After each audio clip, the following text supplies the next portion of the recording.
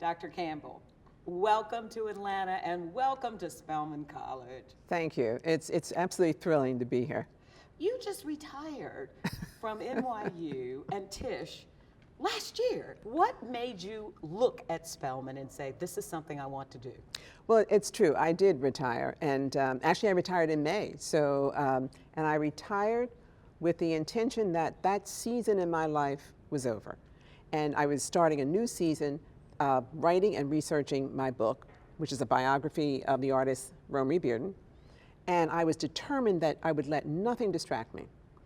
And then fate threw a quirky turn in my way.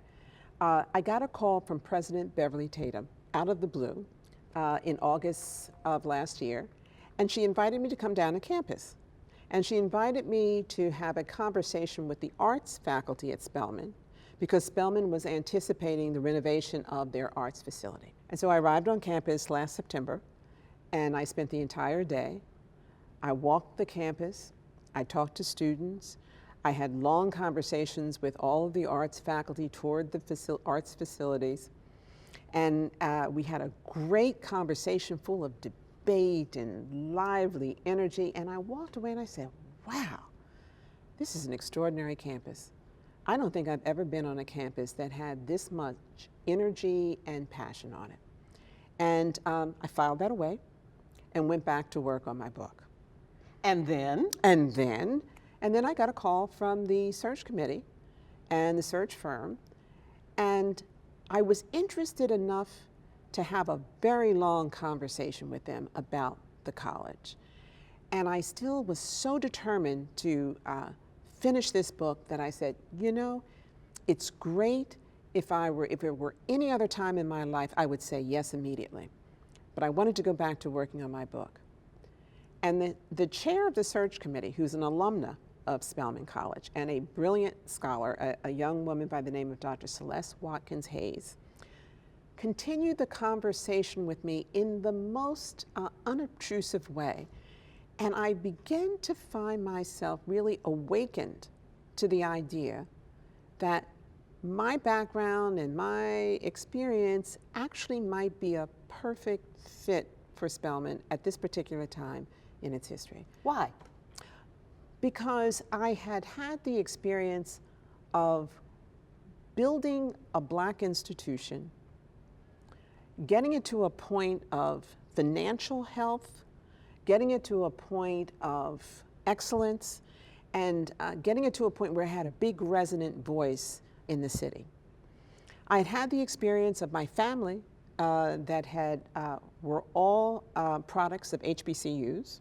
I had had the experience of a women's education. I went to the Philadelphia High School for girls.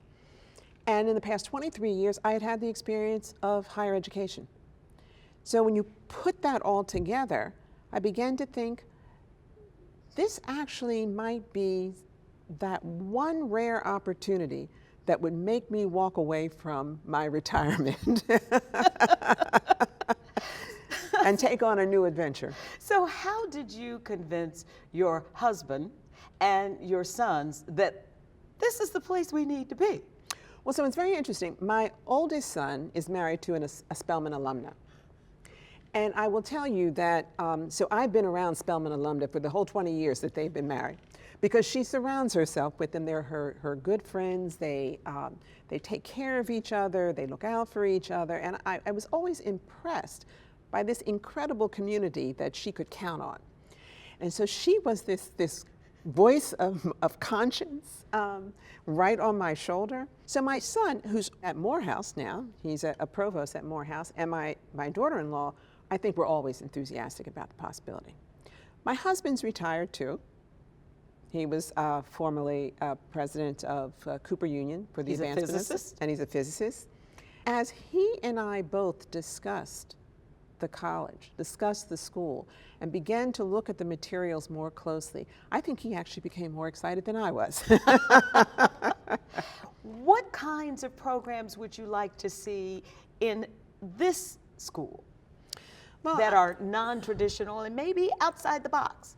When I came up to talk to the faculty, the arts faculty, one of the things that became clear is that Spelman has an extraordinary and demonstrated strength in graduating first-rate women in the STEM disciplines. They also have an incredible arts and humanities faculty and programs. So in point of fact, we have an opportunity to create a site on campus where the disciplines from STEM and the disciplines from the arts can enter into conversation with each other. And who knows what will come of that.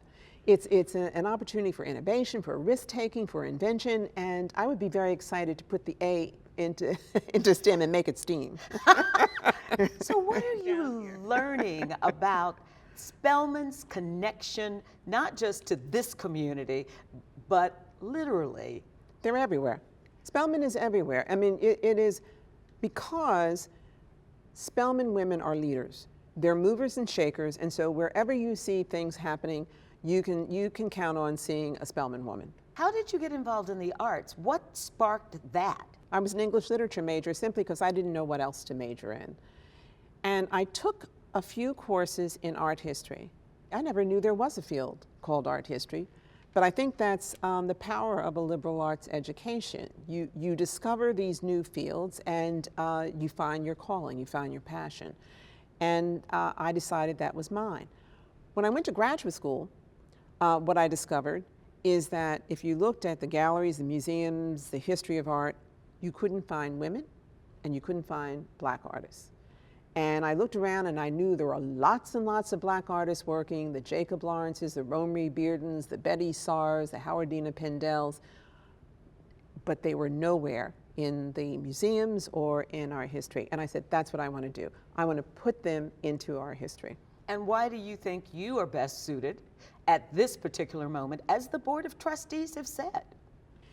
As I think about my own experience in higher ed, at a moment where we have this opportunity to blend sciences with the creative arts, when I think of the institution building that I've done in the Harlem community, when I think of the kinds of programs we've developed for young people who don't have the resources that they would need to come to elite places, I think the whole combination of that at this moment, I think is perfectly aligns with where Spelman is poised and where Spelman believes it needs to go.